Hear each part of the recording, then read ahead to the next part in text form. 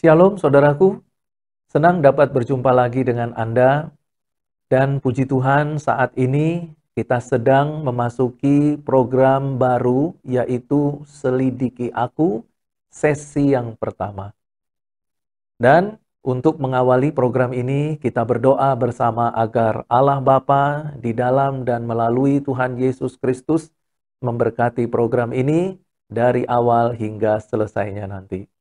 Saya percaya bahwa kasih karunia dan damai sejahtera dari Allah Bapa kita dan dari Tuhan Yesus Kristus serta pertolongan dari Roh Kudus selalu menyertai kita. Saudaraku, kita patut mengucap syukur kepada Tuhan Yesus Kristus yang memperkenankan YouTube channel Bejananya Tuhan ini membuat program baru dengan nama program Selidiki Aku.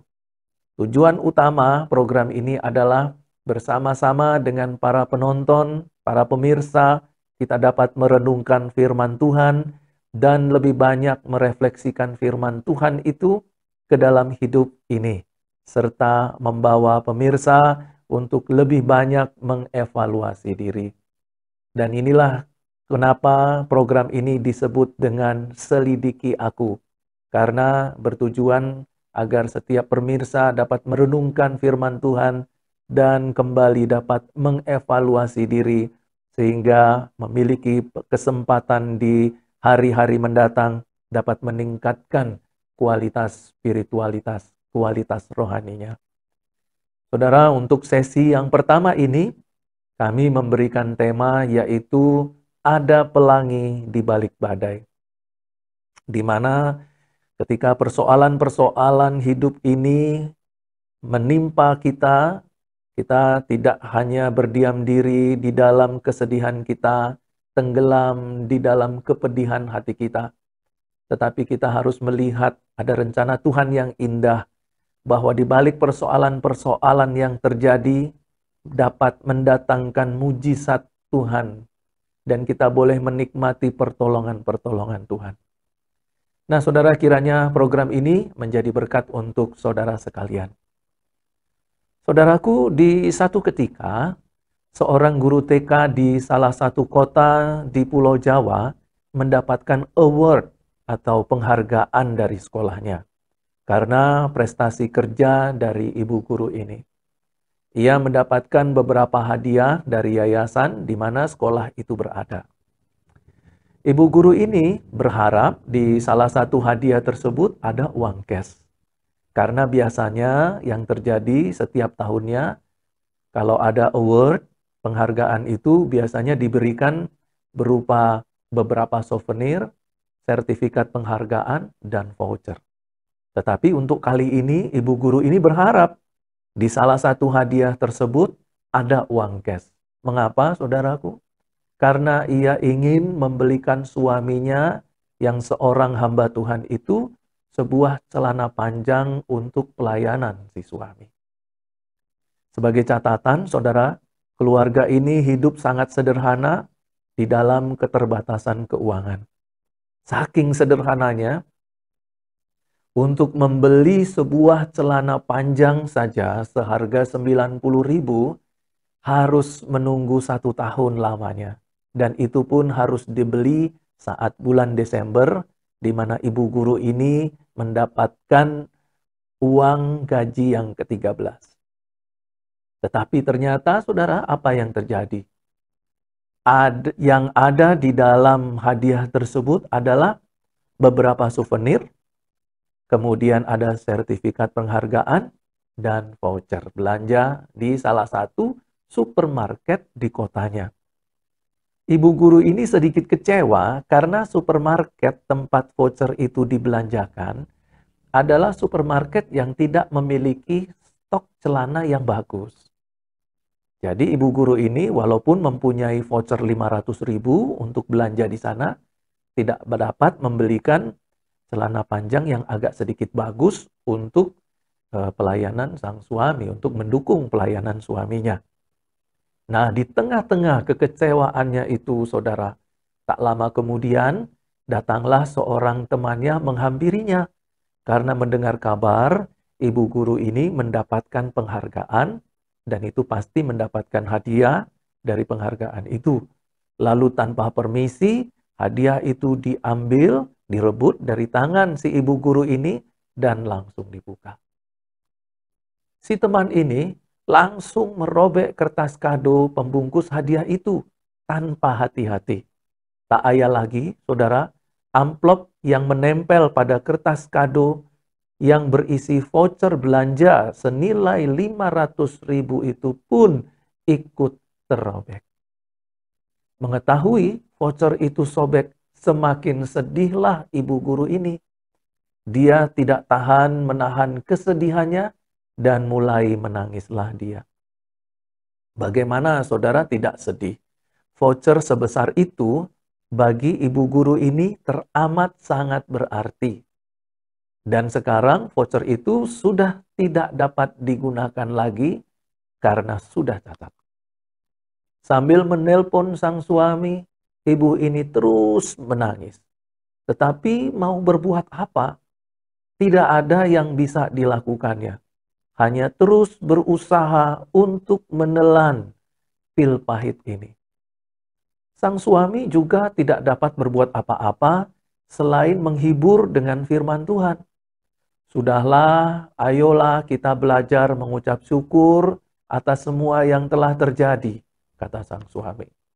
Kesedihan ibu ini belum berakhir, sampai di rumah dia masih tetap menangis dan berdoa agar Tuhan Yesus memberinya jalan keluar. Suaminya sudah menelpon manajer supermarket tersebut dengan menceritakan semuanya apa adanya.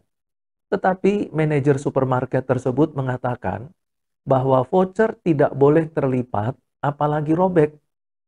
Memang di balik voucher itu ada pemberitahuan bahwa jika voucher itu terobek atau terlipat, maka voucher itu tidak berlaku dan tidak dapat ditukarkan. Ibu guru ini semakin sedih mendengar kabar dari suaminya dan merasa bahwa sudah tidak ada lagi jalan keluar. Temannya juga yang tidak sengaja merobek seolah-olah ingin juga melepaskan tangannya. Akhirnya ibu guru ini bersama suaminya mulai belajar menerima semuanya itu dan belajar mengucap syukur dan belajar juga melupakannya.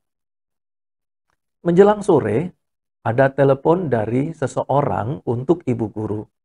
Setelah diterima telepon itu, barulah tahu bahwa si penelpon adalah suami dari teman ibu guru ini yang tadi tidak sengaja merobek voucher. Singkat cerita, saudaraku, si penelpon berjanji untuk mengganti semua kerugian yang disebabkan oleh istrinya itu, dan tidak lama kemudian ia mentransfer uang sejumlah 500.000 pengganti voucher yang dirobekkan istrinya itu. Suami istri hamba Tuhan ini terheran-heran mendengar semua itu. Dan mereka bersyukur kepada Tuhan. Melalui persoalan, justru doa mereka terjawab. Kerinduan mereka dijawab oleh Tuhan. Sekarang mereka mempunyai uang 500.000 dan bisa menggunakan uang cash untuk memenuhi kebutuhan pelayanan suaminya, dan ibu guru ini bisa membeli celana baru, celana panjang baru untuk suaminya tanpa harus belanja di supermarket yang tadi yang tidak memiliki stok celana yang bagus. Saudaraku, banyak di antara kita yang memiliki konsep keliru tentang persoalan atau masalah. Banyak yang menganggap dan menilai bahwa persoalan itu identik dengan penderitaan, kesakitan, dan kesedihan. Di sisi lain juga banyak terjadi. Ketika persoalan itu datang, mereka sibuk dan panik, serta berusaha sekeras-kerasnya untuk secepat-cepatnya menyelesaikan persoalan itu. Mengapa? Karena naluri yang ada pada diri manusia mendorong mereka untuk dan memaksa mereka juga untuk menghindari penderitaan. Karena penderitaan-penderitaan itu bisa menyebabkan kematian. Nah, perlu kita ketahui bahwa setiap manusia itu mempunyai naluri untuk mempertahankan kehidupannya. Benar, saudara, memang persoalan membawa penderitaan baik fisik maupun batin. Tetapi selain itu, bagi anak-anak Tuhan, persoalan juga bisa mendatangkan mujizat. Mengapa?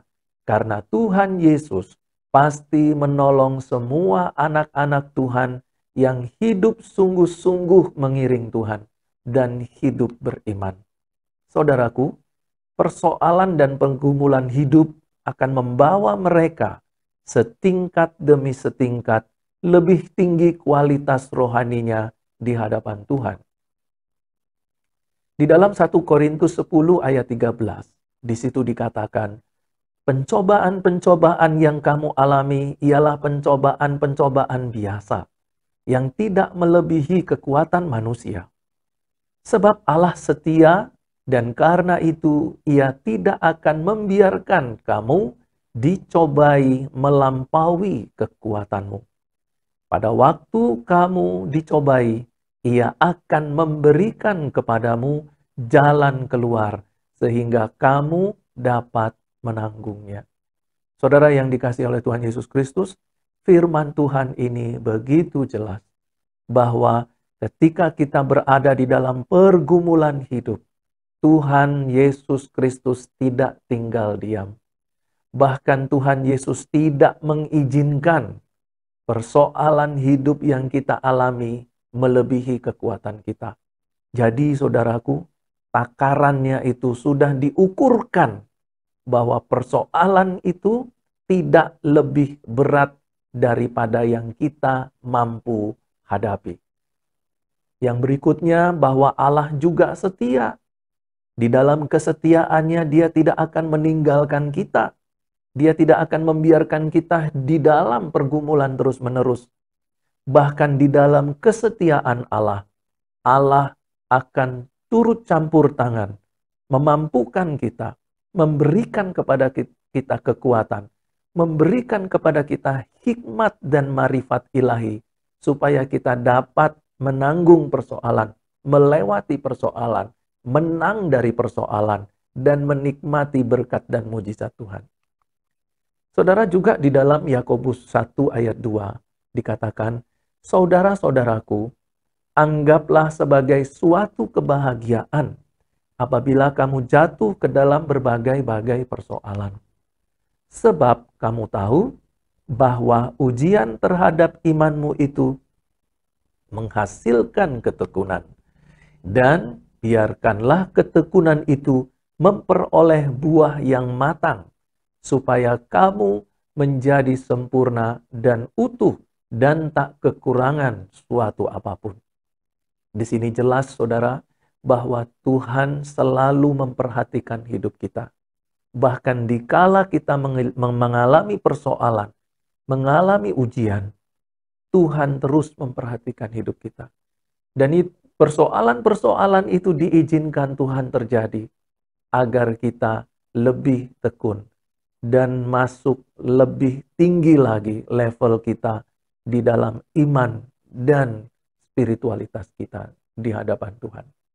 Dan yang terpenting di dalam Yesaya 55 ayat 8, di situ dikatakan, sebab rancanganku bukanlah rancanganmu, dan jalanmu bukanlah jalanku. Demikianlah firman Tuhan.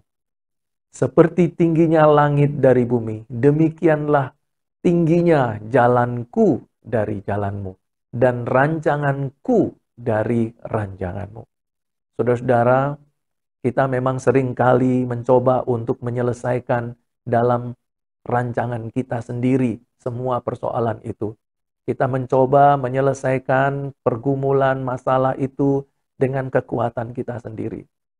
Kita berpikir kita punya rencana ini, itu. Kita berpikir kita punya strategi ini, itu.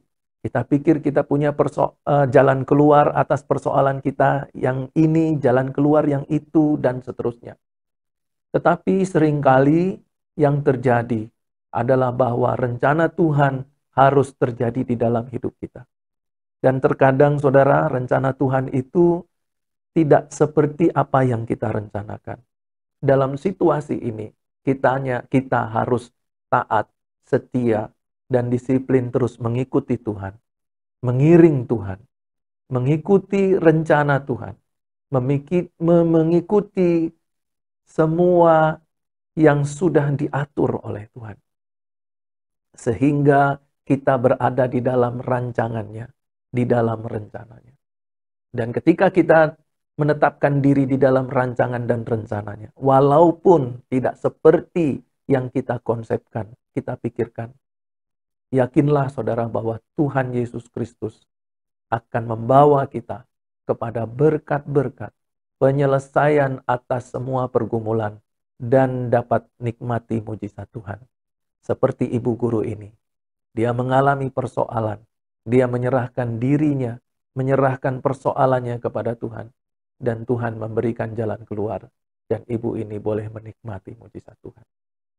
Kiranya renungan refleksi selidiki aku ini menjadi berkat buat kita sekalian. Tuhan Yesus memberkati.